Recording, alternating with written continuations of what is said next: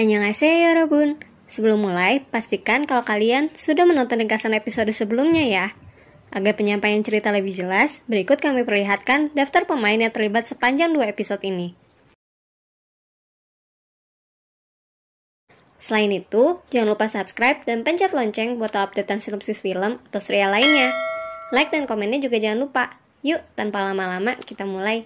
Sejak Jisoo. Berkat kecepatan regenerasinya, Yunsu adalah orang pertama yang sadar. Ia pun langsung berhadapan dengan monster protein yang tadi menggulingkan mobil mereka. Wah, melihat badannya yang jadi tumbuh sebesar itu, sepertinya si monster sudah melahap entah berapa banyak ya di luar sana. Killsop yang mengawasi keadaan dari dalam buru-buru keluar dan melemparkan api ke arah si monster. Sayangnya, monster tersebut berhasil memadamkannya. Killsop bahkan hendak berencana mengorbankan dirinya. Beruntung, tiba-tiba sebuah truk pemadam kebakaran muncul dan menabrak si monster. Yang membawanya jelas saja Yikyung. Sang-wook yang akhirnya sadar dan tahu kalau bensin mobil yang mereka gunakan bocor, buru-buru mencari cara untuk mengeluarkan Yuri yang masih terjebak di dalam mobil. Setelah berhasil, ia langsung membawanya ke tempat yang lebih aman, persis sebelum ledakan pada mobil tersebut terjadi. Yikyung dengan susah payah mendorong sang monster ke bawah. Setelahnya, ia kembali mundur dan mendorong mobil yang terbakar ke tempat sang monster berada. Monster protein pun terhimpit mobil tersebut dan ikut terbakar bersamanya. Mendengar kekacauan di luar, Anyuk langsung tahu kalau rencana mereka gagal. Maka, operasi Jisoo mau tidak mau harus berlangsung tanpa penggunaan obat bius. Anyuk kembali memberitahu kemungkinan terburuk. Jisoo bisa saja meninggal karena tubuhnya mengalami syok. Kalaupun operasi berhasil, ia bisa mati karena infeksi, sebab mereka tidak punya antibiotik yang mencukupi. Namun Jisoo tetap pada pendiriannya. Operasi pun berlangsung dengan bantuan Eunyu dan Sunyo. Jisoo menahan sakit dan raungannya sambil menggigit kasa di mulut. Setelahnya, Eunyu berkata bahwa sekarang giliran Jaehoon yang berusaha untuk mendoakan kesembuhannya. Namun menurut Jaehoon, kini semuanya bergantung pada Jisoo. Ia yakin Jisoo akan bangun mengingat cerita Jisoo soal benang panjang umur tadi. Yikyung mengalirkan air dari truk pemadam kebakarannya untuk mengisi pasokan air apartemen. Di sana, ia bertemu dengan Killsop dan memberikan sesuatu kepadanya, yang ternyata adalah sebuah inhaler. Tampaknya, Killsop menukar motor kesayangannya dengan imbalan inhaler untuk Yuri. Ia juga berterima kasih pada Sang-wook karena telah menyelamatkan Yuri dengan caranya. Kini, kita beralih ke Jaehoon. Ia yang awalnya menahan diri untuk minum miras, sekarang jadi sulit mengontrol diri. Melihatnya, Sang-wook pun menemani. Di sana, Jaehoon kembali mengungkit soal tradisi doljabi. Ia bahkan bertanya barang apa yang dulu Sang-wook ambil. Namun Sang-wook menjawab bahwa ia tidak tahu, karena seluruh barangnya hangus saat kebakaran dulu. Kalau diperhatikan secara seksama, Jaehoon kelihatan makin murung setelah cedera yang ia alami. Apalagi setelah tawaran dirinya untuk ikut berjuang bersama tim mobil ditolak. Sepertinya ia merasa kalau dirinya yang cedera kini jadi tidak berguna. Ia juga terus-menerus mengungkit masalah doljabi tadi. Mungkin jauh di dalam dirinya ia jadi berpikir, apa fungsinya mengambil pedang saat tradisi itu dulu? Menggunakannya dalam keadaan genting seperti ini saja, ia tidak bisa. Hal pertama yang Yikyung tanyakan sejak kepulangannya adalah Yunsu. Yikyung langsung mengecek keadaannya, bertanya-tanya soal gejala yang Yunsu hadapi, sampai meminta Yunsu mengingat kapan pertama kali gejalanya muncul. Ia juga bertanya bagaimana cara Yunsu bisa bertahan sampai sejauh ini. Yunsu pun menjawab bahwa ia hanya ingin hidup. Yikyung akhirnya menceritakan pengetahuannya dari dunia luar kemarin. Pemerintah melakukan eksperimen pada orang-orang yang berhasil melawan proses monsterisasi, seperti Yunsu yang sejauh ini berhasil melakukannya. Yunsu pun bertanya bagaimana hasilnya. Namun Yikyung mengoreksi pertanyaan tersebut. Seharusnya Yunsu bertanya bagaimana kondisi para objek eksperimennya kini. Yikyung juga menceritakan bahwa ia sempat ditangkap para tentara. Tapi mereka akhirnya mau melepaskan Yikyung setelah Yikyung memberikan informasi soal Yunsu. Ia juga ingin hidup, apalagi kini ada sosok lain yang hidup dalam dirinya. Yikyung juga kelihatan merasa bersalah sekali. Sejak awal, ia adalah orang yang paling menentang Eun-hyuk karena menggunakan nyawa orang lain untuk bisa bertahan hidup. Realita kini malah balik menjadi bumerang untuknya. Ia terpaksa harus mengancam kehidupan Yunsu demi bertahan hidup. Tanpa memberitahu Yunsu, Yi-kyung juga sebenarnya mendapatkan penjelasan lebih lanjut soal fenomena monsterisasi ini. Kabarnya, hari ke-15 setelah gejala pertama adalah yang terparah. Meskipun begitu, sebenarnya ada satu orang yang berhasil. Sayangnya, sekarang para tentara malah kehilangan jejaknya. Sang tentara juga ternyata memberikan sebuah alat pada Yi-kyung, yang kalau ditekan akan mengirimkan sinyal dan mereka bisa tahu kemana mereka harus menjemput Yunsu. Tentunya jika Yunsu berhasil melalui hari ke-15. Sebagai gantinya, sang tentara akan balik memberitahu soal kondisi tunangan Yi-kyung. Ia juga dengan tegas menjelaskan bahwa Yi-kyung harus menekan tombol tersebut. Hal ini menyangkut kehidupan seluruh umat manusia. Saat sedang makan, Sun-young tiba-tiba datang dan memberitahu kalau tampaknya ia harus keluar. Selama ini, ternyata dia juga sudah bergejala, namun mengelaknya. Kalau diingat-ingat, ia memang berubah makin agresif sejak suaminya diisolasi dulu. Mendengarnya, Byung-il menginisiasi pemungutan suara. Semuanya pun setuju bahwa Sun-young bisa tetap di sana dalam ruangan terpisah, alias di ruangan isolasi bersama Yunsu. Byung-il dan Ye-in mengantar Sun-young sambil menyemangatinya. Di sana, Yunsu datang dan melihat kejadian tersebut. Sun-young pun menghampiri Yunsu sambil menangis. Ia bertanya bagaimana cara agar ia bisa menahan proses monsterisasinya. Sun-young juga meminta maaf karena telah menjadi orang tua yang buruk. Mungkin ia merasa bersalah karena selama ini diam saja melihat perlakuan orang-orang terhadap Yunsu. Sun-young juga makin sedih, sebab sekalipun kini ia memahami perasaan Yunsu, ia tidak bisa melakukan apa-apa. Yunsu pun ikut menangis mendengarnya. Mungkin ini adalah kalimat yang dulu ingin sekali Yunsu dengar dari kedua orang tuanya.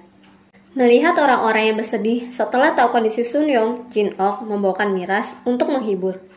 Gara-garanya, para penghuni malah jadi sibuk minum bersama sambil mendengarkan cerita horor. Betul saja, ketika mereka lengah, tahu-tahu ada seseorang menerobos masuk. Menurut Yi-kyung, ia adalah seorang tentara yang kabur. Namun setelah minum, si tentara bersikap aneh dan jatuh pingsan. Bersamaan dengan kejadian itu, Eun-yu menghampiri Yunsu.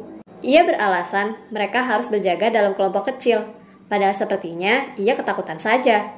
Sekalipun selama ini bersikap tangguh, nyatanya Eun-yu juga bisa takut ya. Eun-yu ini kalau di dalam komik ibarat tipe yang tsundere. Di tengah perbincangan mereka, Eun-yu bertanya apa ada yang mengganggu perasaan Yunsu. Ia pun kembali mengajarinya. Katanya, Yunsu harus balik mengumpat seperti ini kalau ada orang yang mengganggunya. Cara yang dulu pernah ia lakukan di depan Sukyun. Namun sekalipun diajari dengan pelan, Yunsu terus gagal. Eun-yu malah jadi menyuruhnya untuk mengangkat jari kelingkingnya saja dan membuat perjanjian secara sepihak. 약속. 축하해. 첫사랑이네. Setelah apa yang belakangan ia lalui, kini Yunsu akhirnya mencoba bangkit dan merelakan masa lalunya. Ia bukan lagi Yunsu yang ingin mati. Ia akan menjadi Yunsu yang ingin hidup dan terus berjuang. Ketika Jisoo sadar, Jae-hoon tengah berada di sisinya. Sepertinya ia kelelahan setelah semalaman mendoakannya. Jisoo pun kembali membahas perbincangan mereka yang terakhir. Dia akhirnya cerita kalau ucapannya kemarin bohong. Dulu, dia bukan mengambil benang, tapi menarik kerah ayahnya. Jisoo sepertinya hanya memperlihatkan keinginannya untuk bisa bertahan hidup. Namun Jae-hoon menegaskan kalau ceritanya bukan bohongan. Ia betulan mengambil pedang dulu, walaupun cuma pedang kue beras. Sekilas, kita diperlihatkan catatan suhu tubuh Eun-yuk. Makin hari, suhu tubuhnya makin menurun. Sepertinya Eun-yuk juga mulai mengalami gejala monsterisasi.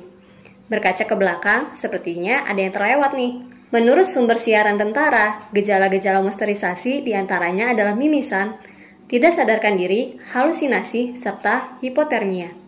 Eun-yuk mengalami gejala yang terakhir.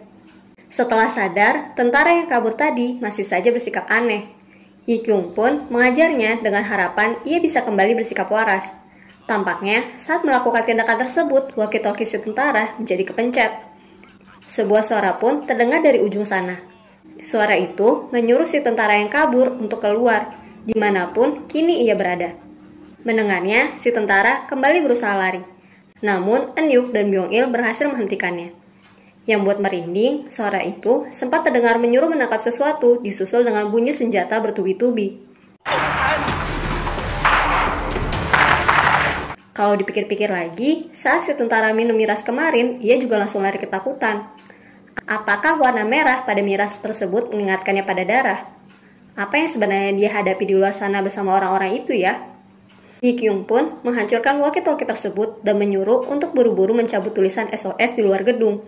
Khawatir kalau mereka akan kedatangan orang berbahaya. Melihat gentingnya keadaan, Yoon Soo dan Sang Wook pun pergi ke atap menggunakan lift.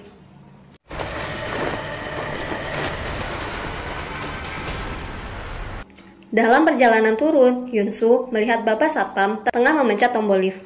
Melihat wujudnya, ia pikir sang satpam adalah manusia. Namun tiba-tiba saja handphonenya berdengung kencang saat mendekat.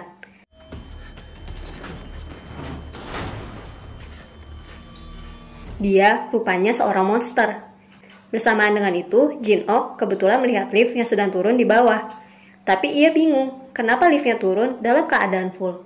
Padahal yang naik kan hanya Yoon Soo dan Sang Wook.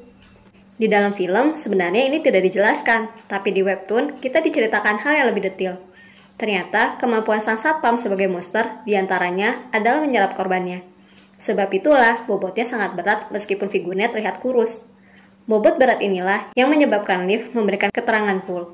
Yoon Soo yang putus asa ingin secepatnya sampai ke lantai 1 memutuskan untuk langsung terjun. Akibatnya, kakinya patah. Ia jadi tidak bisa berjalan. Mau tidak mau, ia harus menunggu sampai tubuhnya kembali pulih. Yoon Soo putus asa sekali karenanya. Ia betul-betul ingin membantu. Pintu lift terbuka. Sang satpam langsung mengenali sosok Jin-ok yang dulu memberikannya ikan busuk. Tampaknya, hasrat sang satpam adalah membalaskan dendam akan perbuatan buruk yang dulu ia terima. Dia pun langsung mengarahkan mesin pemotong rumputnya ke arah Jin-ok. Di saat seperti itu, Jae-hoon datang. Ia berusaha melawan si satpam dengan tangannya yang masih cedera sebelah. Orang-orang yang mendengar suara bising tersebut akhirnya tahu di mana area yang bermasalah. Namun sesampainya di sana, yang mereka dapati sungguh mencekam. Tangan kiri Jae-hoon terpotong oleh mesin pemotong rumput si satpam. Namun, Jae-hoon mengambil pedang itu kembali dan berusaha menyudutkan sang satpam masuk ke dalam lift tanpa gentar. Di sana, para penghuni melihat langsung perjuangan Jae-hoon dalam melawan sang monster. Tubuhnya berulang kali terluka oleh mesin pemotong tersebut. Sampai akhirnya, ia berhasil mengunci tubuh sang satpam dengan badannya dan memberikan tanda agar penghuni lain melempar api ke arah mereka. Namun semuanya malah tertegun melihat keadaan.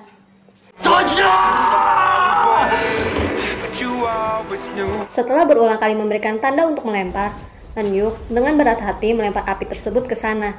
Jadilah Jae-hoon terbakar bersama sang satpam.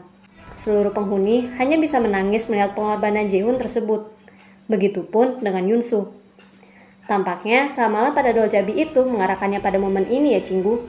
Momen di mana Jae-hoon dengan begitu berani mengangkat pedangnya untuk berkorban demi menyelamatkan kehidupan orang lain. Gimana Cinggu? Dari sekian episode, kayaknya episode ini yang paling menguras perasaan ya.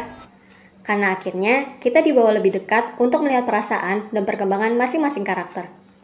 Drama ini juga tampaknya memang sengaja dibuat berbeda dari webtoonnya. Persis seperti apa yang dirumorkan. Contohnya, Yoon Soo saja akhirnya malah jadi dekat dengan Eun-yu, bukannya Jisoo. Pemberian judul lagu dalam drama juga agak berbeda. Dalam webtoon, sepertinya Yoon Soo memberikan judul ini dengan alasan lain. Ia, yang dulunya seorang penyendiri dan tidak ingin hidup, perlahan berhasil membuka diri dan membentuk hubungan dengan para penghuni setelah melalui banyak perjuangan. Hubungannya dengan para penghuni inilah yang memberikannya makna baru soal rumah. Maka saat ia mendengar lagu tersebut, ia menyebutnya Sweet Home, merujuk pada para penghuni yang kini menjadi keluarganya. Meskipun begitu, alur ceritanya tetap menegangkan dan menarik sekali untuk diikuti. Saksikan ringkasan 2 episode terakhir ya. Annyeong!